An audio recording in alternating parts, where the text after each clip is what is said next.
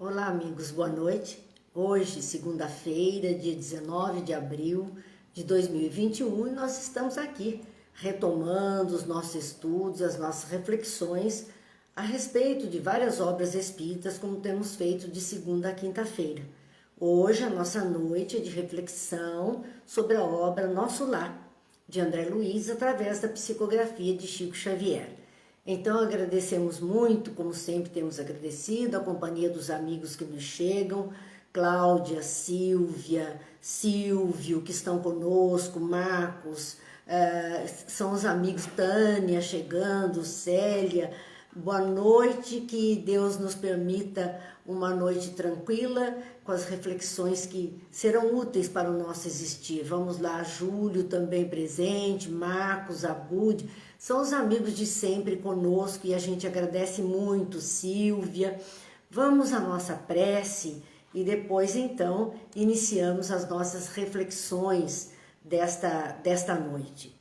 Pai de bondade, que a sua luz e a sua paz nos envolvam, que Jesus, o Mestre amado, seja sempre o nosso norte, seja a referência para o nosso caminhar, que os amigos espirituais, que em nome da espiritualidade maior venham a nós, possam tocar profundamente nossas almas e nossas consciências, a fim de que tenhamos melhor proveito de todas as lições que nos chegam.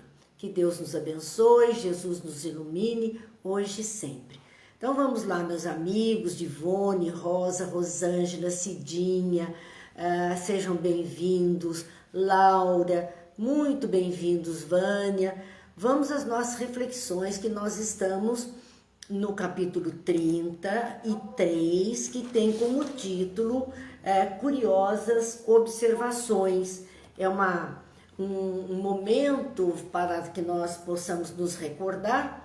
Nós estamos nesses últimos capítulos que vimos, André Luiz está estagiando, naquele Ministério da Regeneração, que dentro dos ministérios que compõem a colônia Nosso Lar, a divisão, é o que mais se aproxima da região terrena, do solo terreno, da aproximação com o meio material dos encarnados.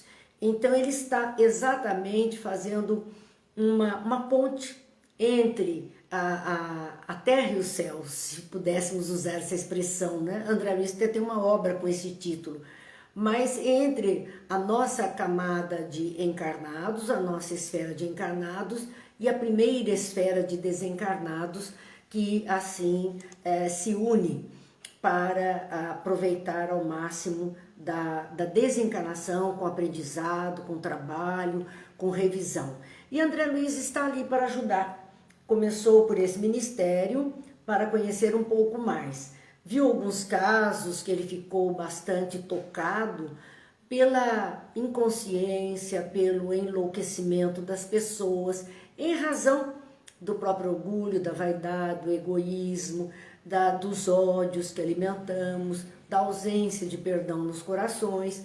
Tudo isso leva a criatura a uma desencarnação mais sofrida, porque a consciência própria é que não lhe dá trégua e o acusa de tudo isso.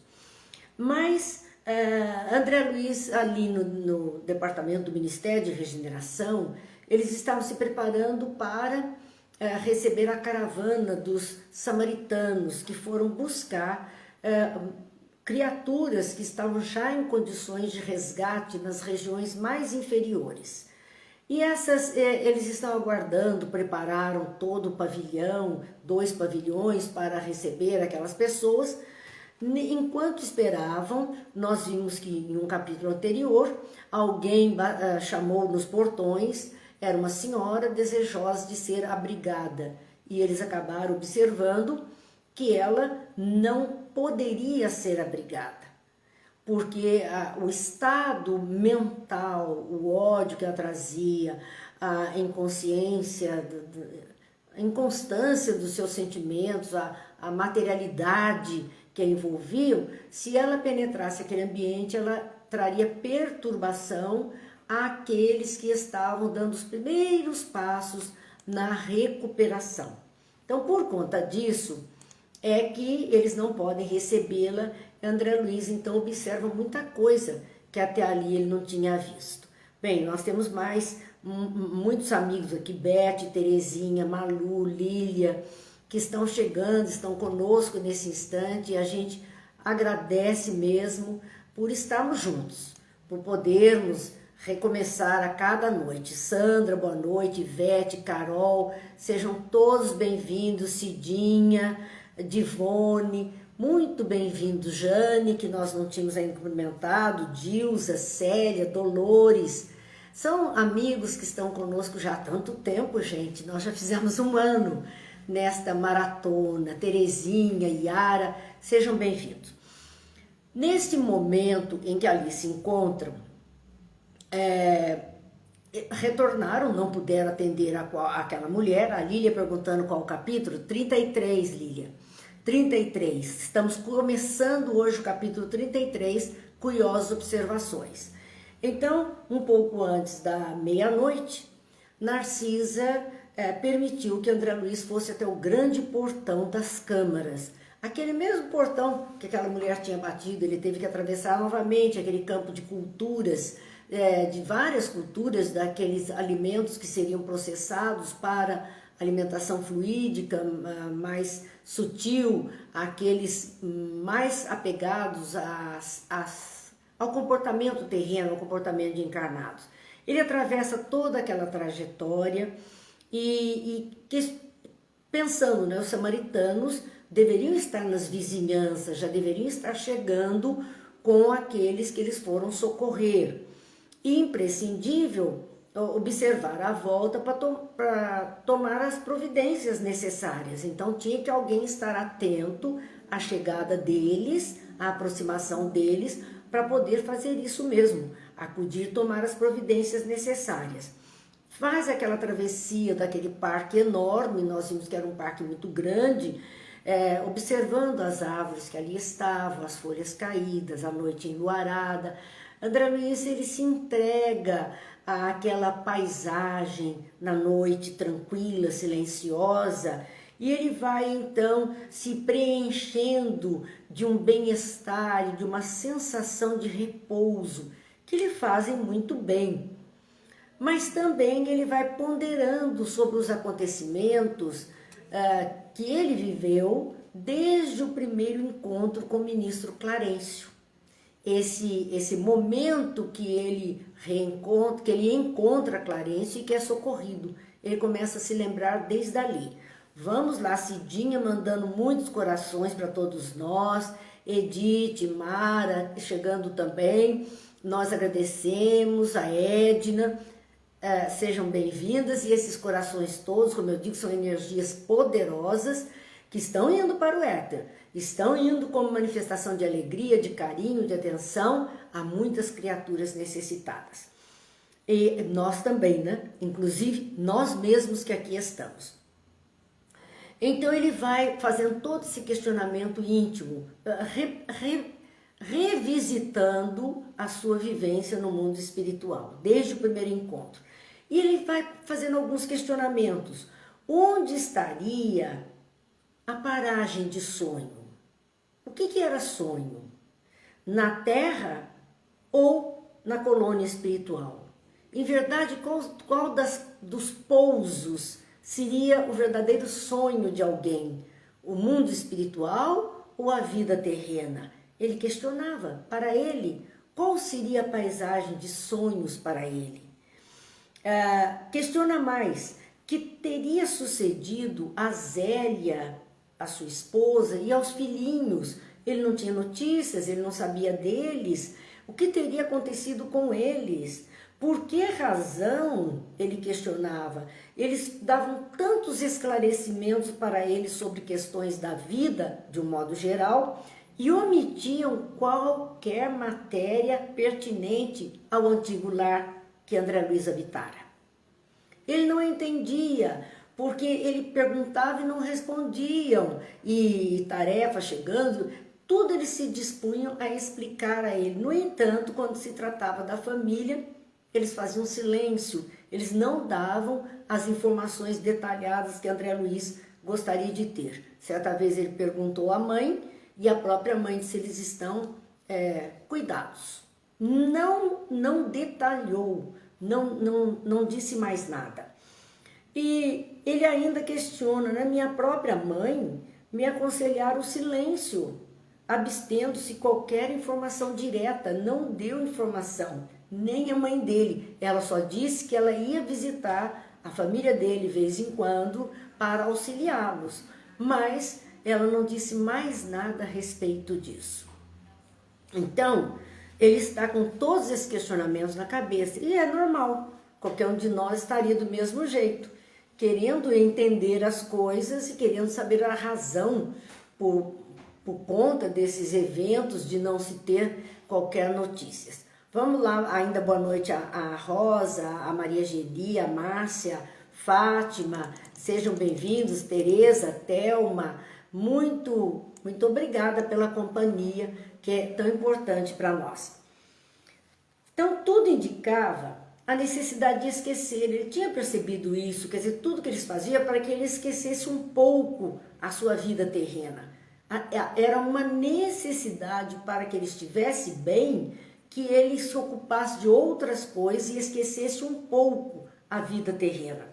Às vezes nós temos situações difíceis na vida e que nos desagradam profundamente, magoam, ferem, enfim, desentendimentos, separações, e as pessoas também já devem ter percebido isso, que quando elas ficam prisioneiras do fato ocorrido, sem conseguir se libertar dos sentimentos vividos, das situações, das lembranças, e com tanta cobrança e sem poder dali se desvencilhar, ela literalmente está presa, a vida para ela não anda.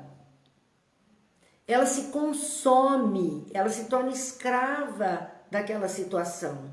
Ela deixa de viver mergulhada naquele quadro, quando ela poderia, sim, tocar a vida e encontrar outros caminhos, outras criaturas. Não é um esquecimento como se nada tivesse acontecido. Sim, o fato aconteceu, doeu, sofreu, houve todo o conflito, a dificuldade, a dor, mas nós não podemos estacionar dentro desses quadros, porque a tendência de um comportamento desse é a doença.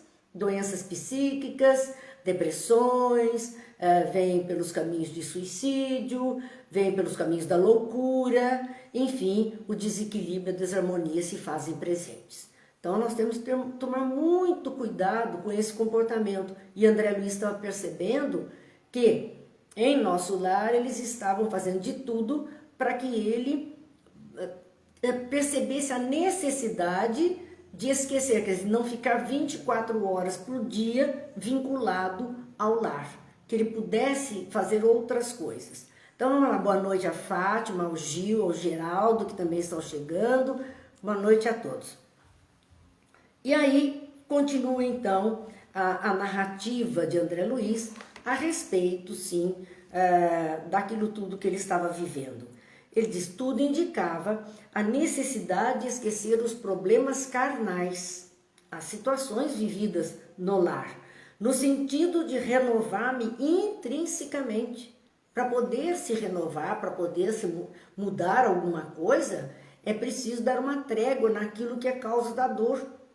Senão nós não conseguimos, nós estamos, como dissemos, prisioneiros e não conseguimos nos libertar disso.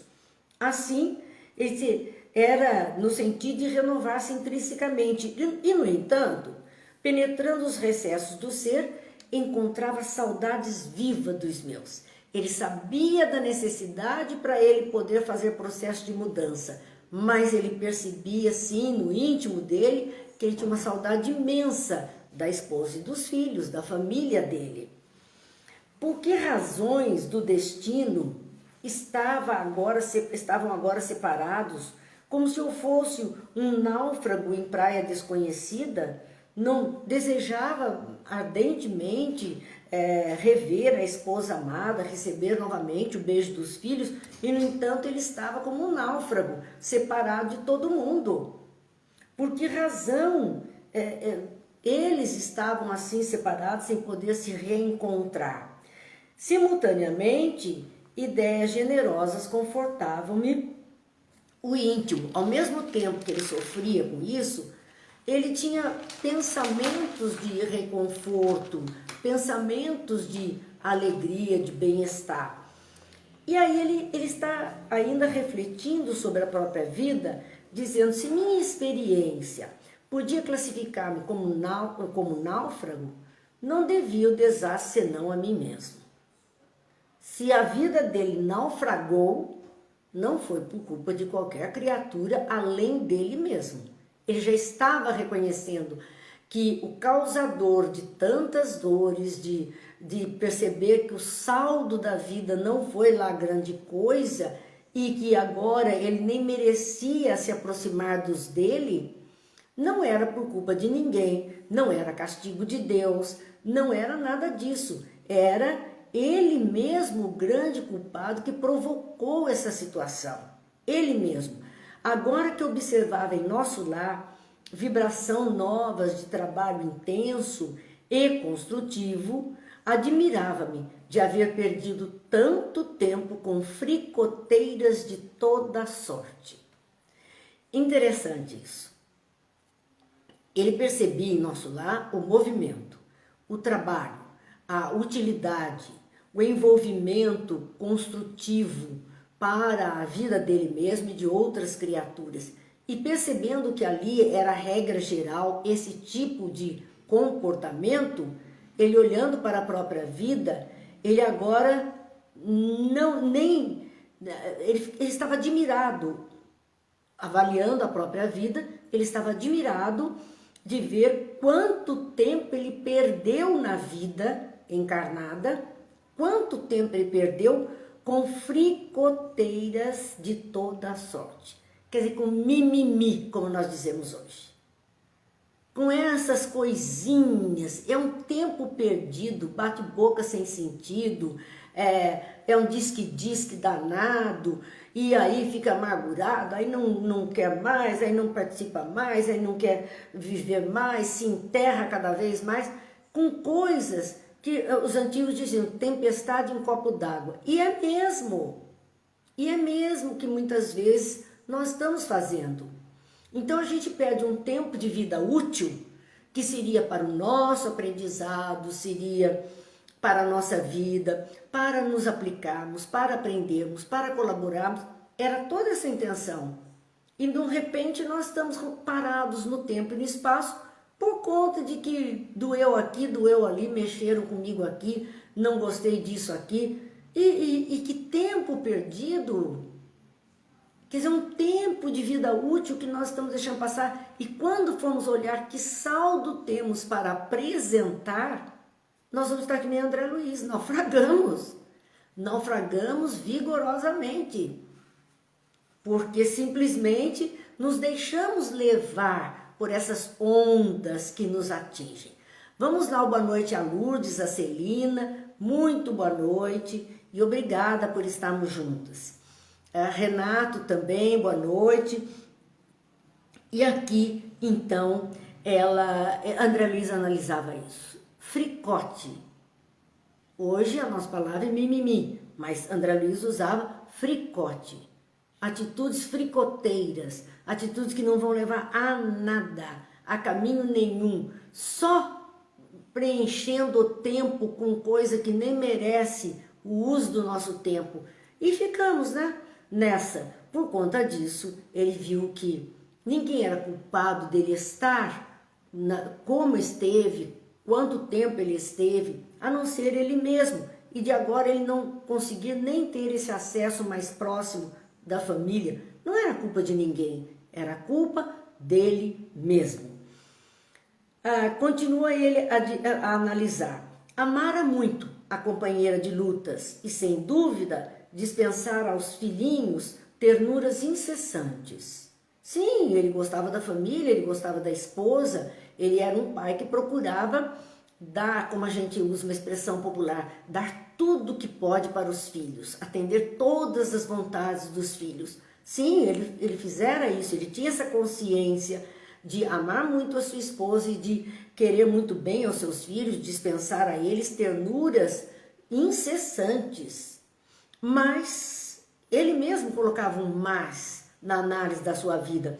Reconhecia que nada criara de sólido ou útil no espírito dos meus familiares. Olha qual era o peso para ele agora. Perceber que não criou no espírito dos seus familiares nada de sólido e nada de útil. Nada. Ele simplesmente criou aqueles filhos oferecendo tudo que o mundo poderia dar.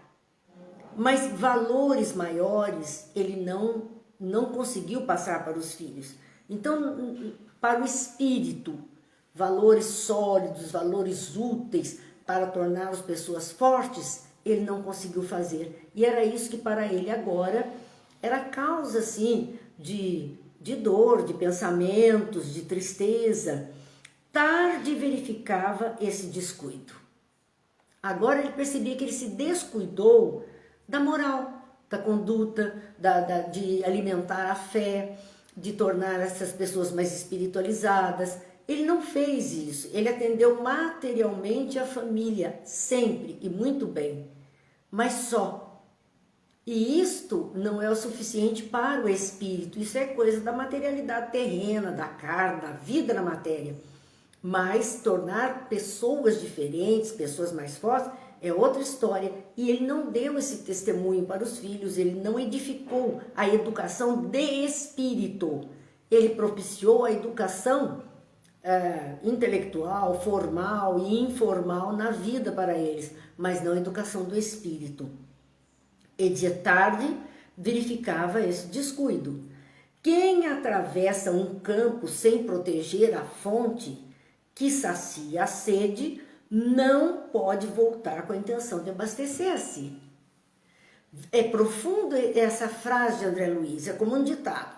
Quem atravessa um campo sem proteger a fonte que sacia a sede, o olho d'água que vai propiciar a água que se possa dessedentar, quem atravessa um campo sem este cuidado, quem tem uma propriedade rural sem este cuidado, não pode voltar com a intenção de se abastecer ali na hora que tiver sede, porque não vai encontrar água. O que ele estava querendo mostrar é que aquilo que nós estamos propiciando é o que recebemos, e se nós não cuidamos desse aspecto, desse olho d'água tão pequenino, mas é o que vai dar retorno, é o que vai surgir depois, então não vai encontrar, não vai poder matar a sede neste momento em que as pessoas crescem, tornam-se adultas e agora você na volta quer receber alguma coisa, não tem mesmo o que receber, não vai encontrar aquilo que está procurando. Assim, André Luiz continua as suas reflexões a dizer, né? Tais pensamentos instalavam-se-me no cérebro com veemência irritante. E ele estava caminhando em direção ao portão, atravessando aquele grande campo que existia, e ele estava ali naquela noite sozinho, andando e vivendo todas essas lembranças, avaliando a própria vida. Ao deixar os círculos carnais, encontrara as penúrias da incompreensão. Nem ele tinha se preparado, nem ele pensava alguma coisa além da vida material.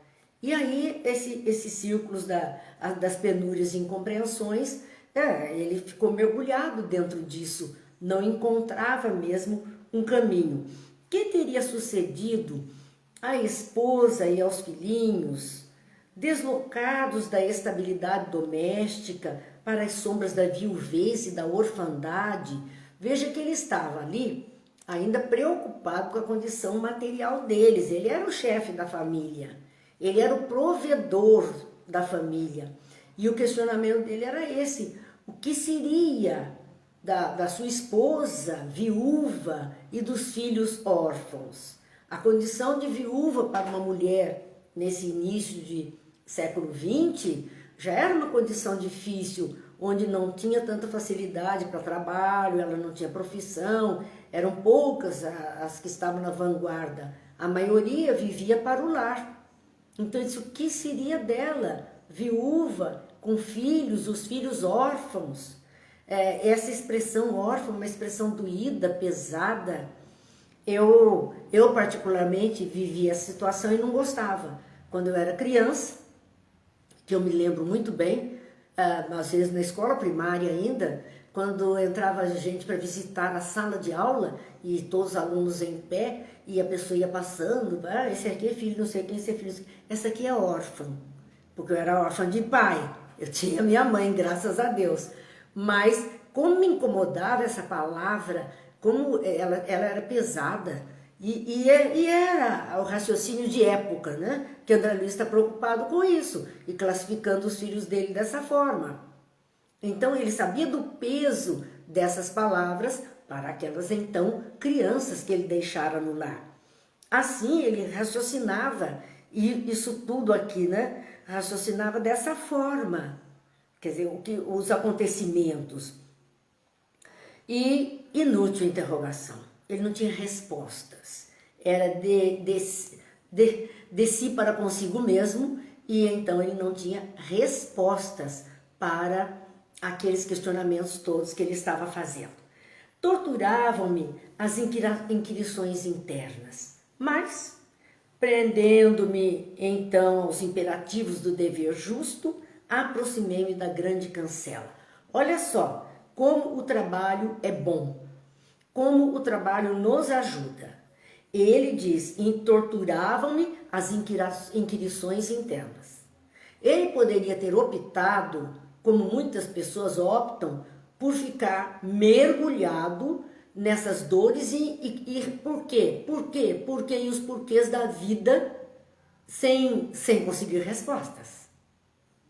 E ela trava toda a vida, esse amargura, como torturado dentro do fato, e era assim que ele se sentia, torturavam-me as inquirições internas.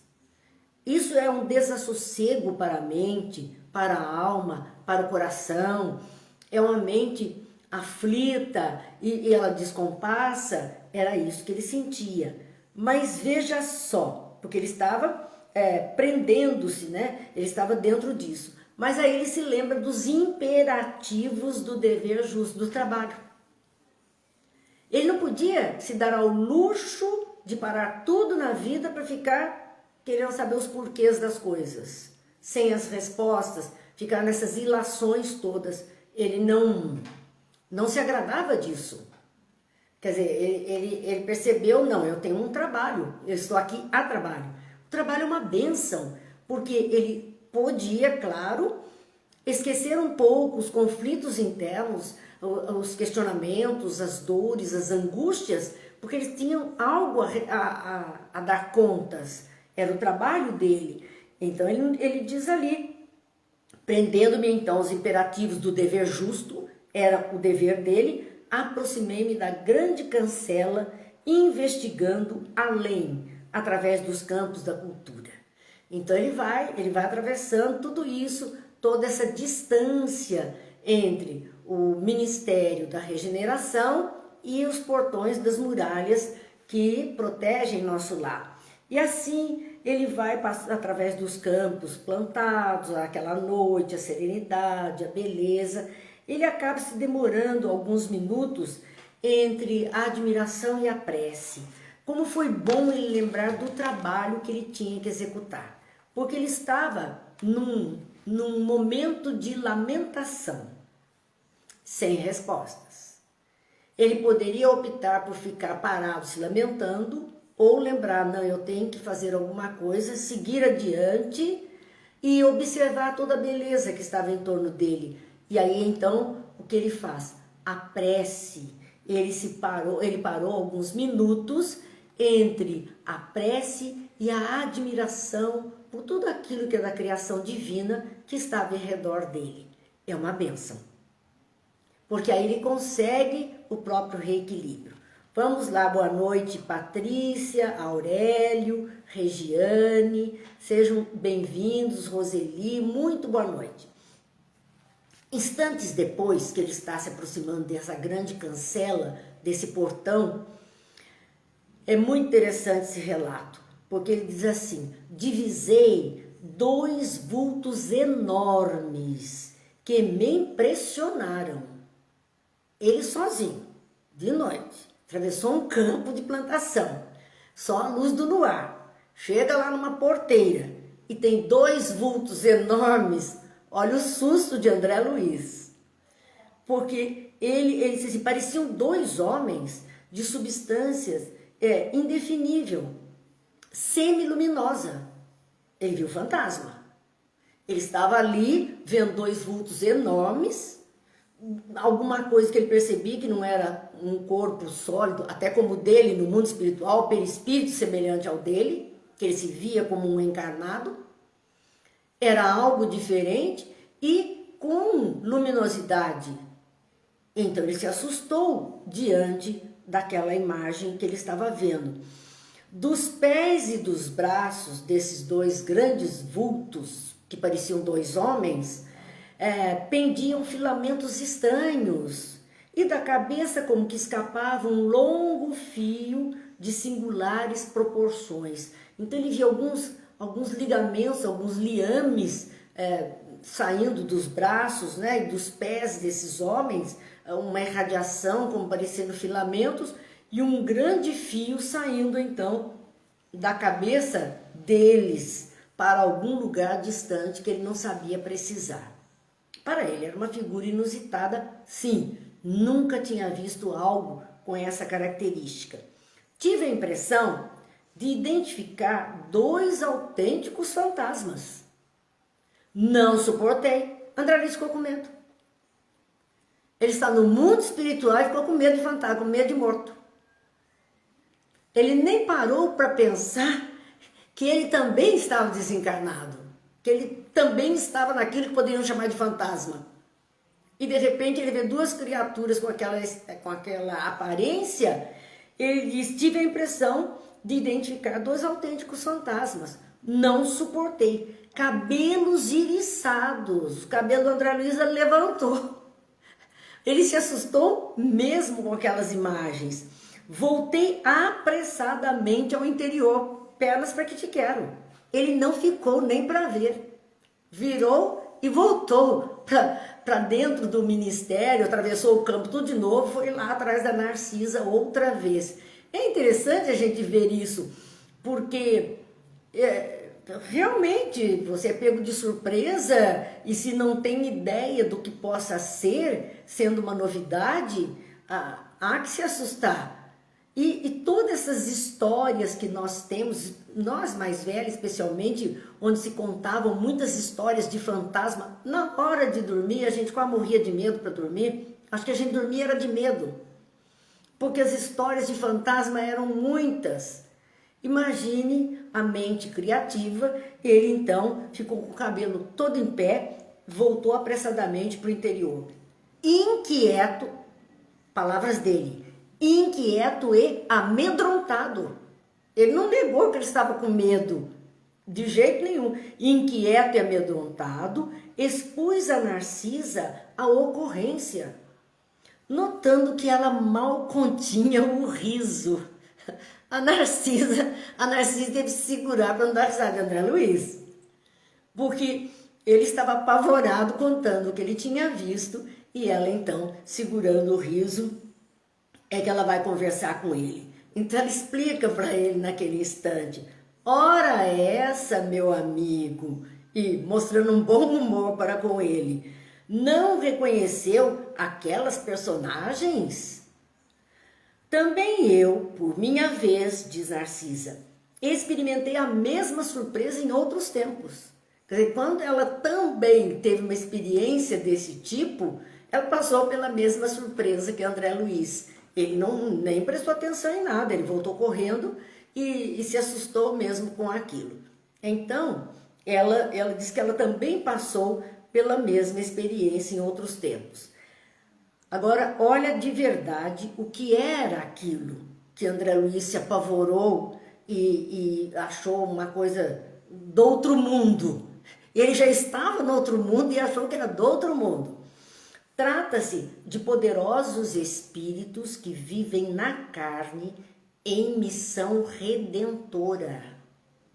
Espíritos encarnados, aquele fio que André Luiz via, que ele diz de grandes proporções, é o que uns chamam de cordão de prata, que liga o corpo espiritual e o espírito ao corpo físico, que durante o sono do corpo físico, relaxamento, os estados de coma, de adormecimento, o espírito pode se desprender e vai a outras paragens, preso por esse cordão de prata, quer dizer, é um nome popular que muitas vezes falam para esses laços fluídicos com o corpo físico e o corpo espiritual.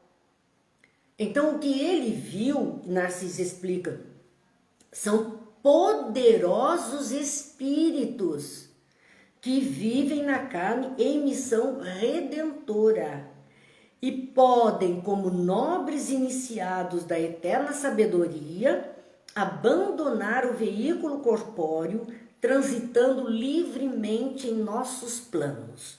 E aqui a gente pode parar para pensar um pouquinho, porque é um tal das pessoas dizerem porque eu desdobrei, porque eu fui trabalhar, porque eu ajudei, porque não sei o quê. Será mesmo?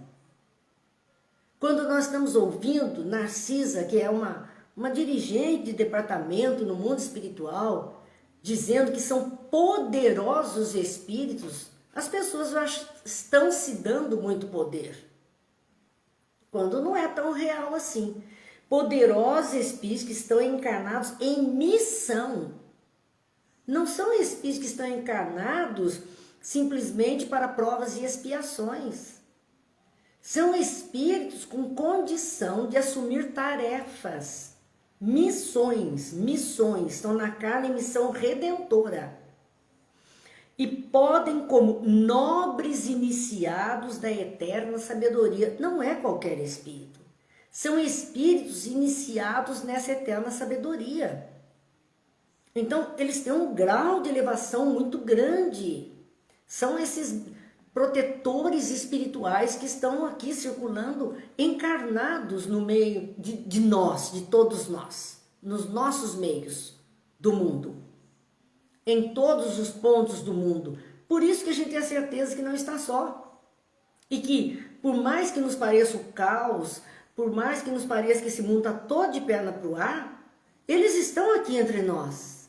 E um grande número deles encarnados em missão redentora, de redimir criaturas, de melhorar criaturas. São essas pessoas que capazes de conduzir, dirigir, direcionar outros para o caminho do bem. São esses espíritos. Então, a gente precisa tomar mais cuidado quando diz que foi, que trabalhou, que fez. Olha que são espíritos já elevados, são iniciados na eterna sabedoria. E onde é que eles estão trabalhando?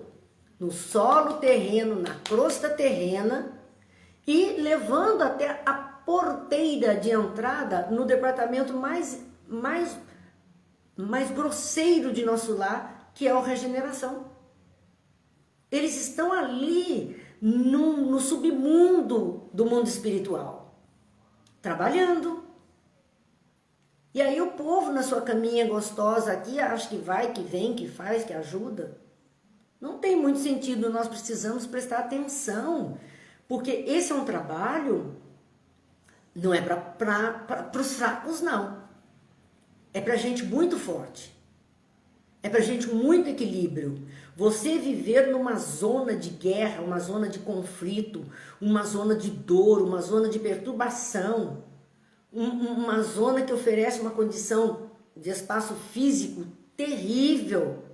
Você estar vinculado a isso e poder trabalhar ali, ajudar ali, não é tão simples como as pessoas pensam. E aí, como é que vão acordar no outro dia? Acordam para tocar a vida aqui no outro dia. Aí alguém acorda aqui cansado, diz assim, é porque eu trabalhei muito essa noite. Onde? Onde? O que você fez tanto assim? Porque esses espíritos estão dando conta dessa tarefa. Então ela está explicando. E outra coisa, por serem iniciados na eterna sabedoria, eles podem abandonar o veículo corpóreo, sai do corpo físico e transitam livremente em nossos planos espirituais. Saem e percorrem os planos espirituais. O Aurélio diz assim, oxalá pudéssemos visitar as colunas espirituais enquanto nossos corpos dormem. Verdade, Aurélio, porque pelo relato de Chico, na época de nosso lar, ele foi levado por esse tipo de espírito, por espíritos mais nobres, ele foi levado à colônia para conhecer e poder assim até facilitar o trabalho de transcrever todas essas narrativas. Porque ele não conseguia nem pensar que sozinho o Chico não ia. E era o Chico Xavier. Já com um trabalho na década de 40, um trabalho fantástico. Chico estava na sua fase de adulto jovem, mas muito trabalho, muito responsável. Depois a gente sabe que ele pôde transitar por onde ele quis. Mas vejo que de início nem ele. Ele foi levado. Eurípides Barçanufo, naquele famoso encontro com Jesus, que ele lembra, né? De que ele chega a um campo verdejante, observa embaixo de uma árvore alguém chorando e ele observa de longe que é Jesus. Na narrativa dele, do relato disto, ele diz assim que ele foi levado a um plano espiritual. Se ele foi levado por alguém, por alguma força, de alguma forma. Ele não foi sozinho, ele não saiu aventureiro. São espíritos grandiosos na face da terra e que, no entanto, não tinham essa facilidade toda. E aí, por isso que nós temos que, né, o menos é mais. Vamos ser honestos, como a Aurélia disse, se a gente pudesse visitar. Claro, nós gostaríamos de conhecer, de ter uma ideia, seria muito bom, a gente ia ficar muito contente. Mas sozinhos não dá. Nós precisaríamos mesmo da ajuda de mentores espirituais para poder fazer essas coisas. Então, Narciso está explicando, André Luiz, isso. Que esses espíritos tinham um trânsito livre nos planos espirituais. Eles iam e acessavam, transitavam por onde desejavam nos planos espirituais. Explica ela então. O filamento que ele viu, né, aquele grande cordão que ele via saindo da cabeça, e os fios que saíam dos pés, das mãos, são observados com singularidade, é o que os diferenciam de nós outros, dizia ela. Então, no plano espiritual, espíritos encarnados e desencarnados podem ser observados na qualidade de encarnado ou desencarnado, porque os encarnados terão esses fios, que está ligando o corpo espiritual ao corpo físico, que está vivo, está em estado de dormência, em repouso, mas é vivo, então ele não está desprendido. E os desencarnados, esses laços, esses fios, esses filamentos, eles já foram desconectados do corpo físico, que parou sua atividade vital, então são desconectados e estes fios se diluem ou se recolhem, se diluem para então eles circularem livremente. Então encarnados são diferenciados por conta destes fios que os ligam ao corpo físico. Os desencarnados não apresentam mais esses liames todos. Ela explica ali. E então ela dizia, são isso que os diferencia de nós, e dizia André Luiz, não se arreceie, portanto, não tenha medo, porque o que assustou André Luiz foi ver esses fios brilhando aí em volta daquelas criaturas e ele não entendeu bem.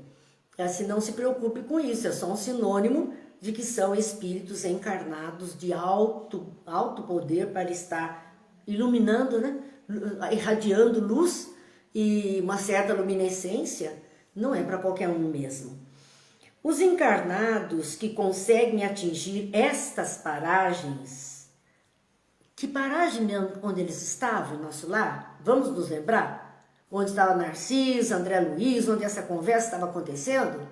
No Ministério da Regeneração, bem próximo da cancela, do portão que separava a colônia, nesse departamento mais inferior da colônia, mais material da colônia, do umbral denso.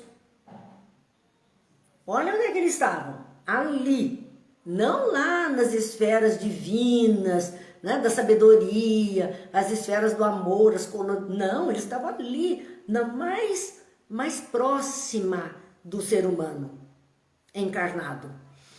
Então aqui ela diz, os encarnados que conseguem atingir estas paragens, consegue chegar ali encarnado que se desdobra durante o sono, né, e consegue chegar ali.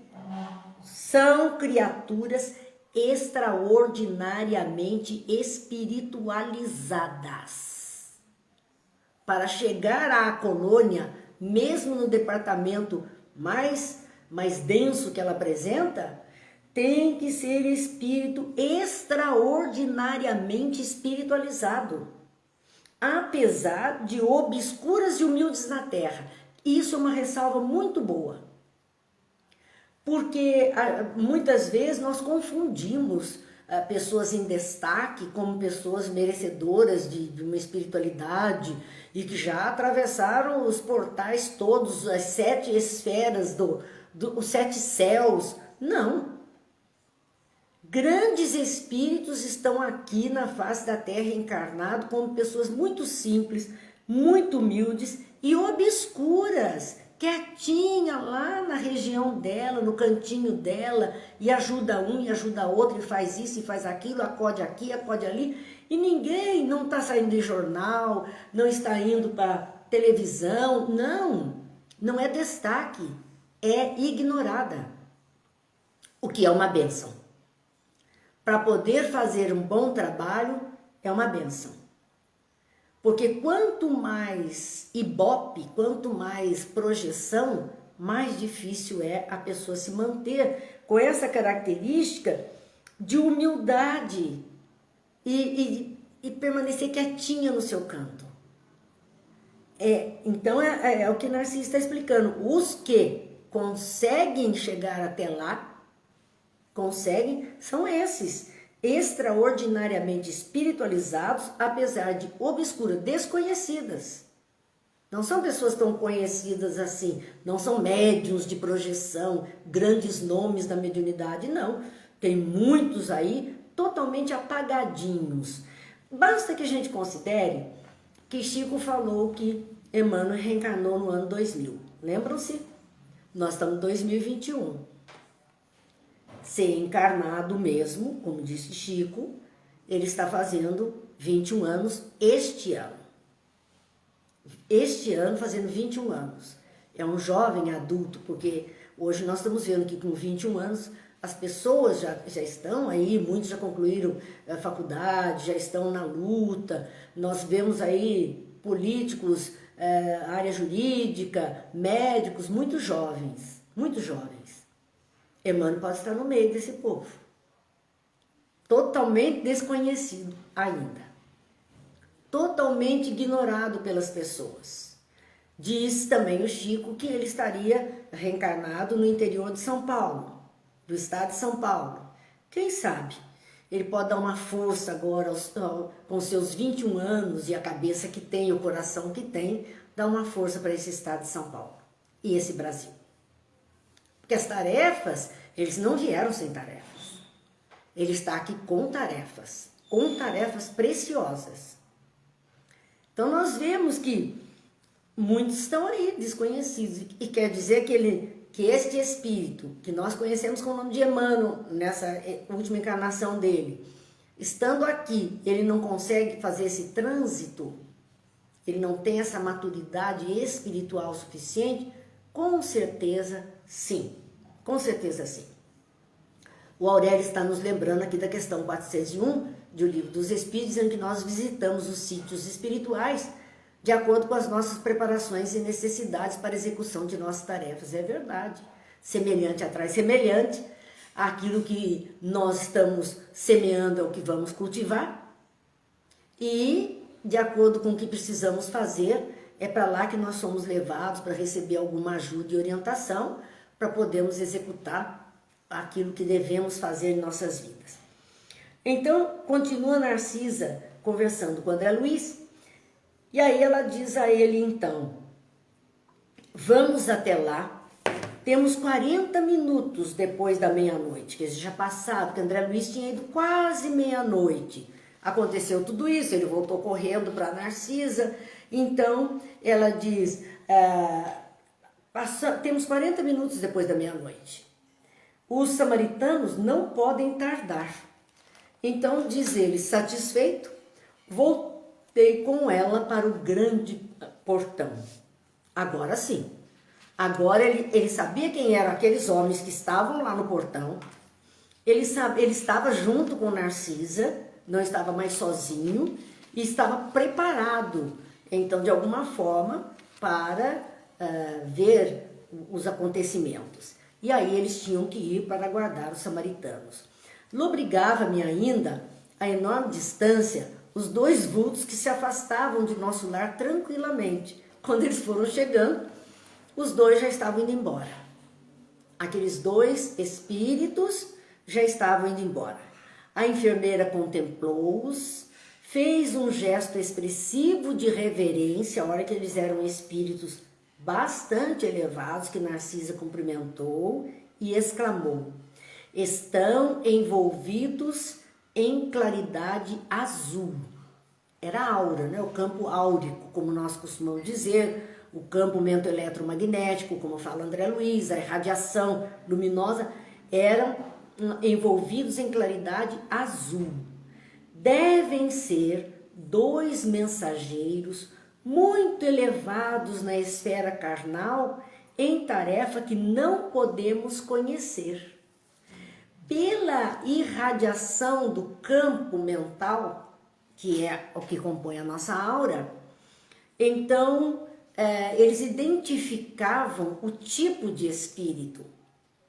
Então ela disse, deve ser, né, são muito elevados para terem um campo vibratório nesse tom azul límpido, porque quando nós vemos fotos Kirlian, que mostram um pouco dessa aura nossa, nós vamos ver que a nossa aura ela terá, vamos dizer, 50% rosa, 50% azul. Procurem aí na internet fotos Kirlian e vocês vão ver isso.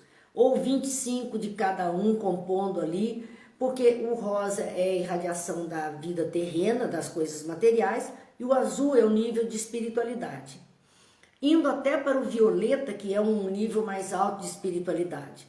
Mas nós vamos ver que esse nosso campo áurico, ele não é homogêneo, ele é todo cheio de raízes, de raios, como chama de gás de um fogão, né? Ele não é uma coisa homogênea, compacta. Ele então tem assim essas irradiações. Pode ter radiações brancas no meio, que tem outros significados, podem ter irradiações vermelhas. Há pessoas que têm um campo áurico inteiro vermelho. São pessoas movidas pelo ódio, movidas pelas viciações terrenas de um nível geral. Elas têm esse campo áurico todo avermelhado. Então, olhando isto, é que os espíritos superiores conseguem fazer a leitura de quem somos. Por isso que nós não conseguimos nos esconder deles.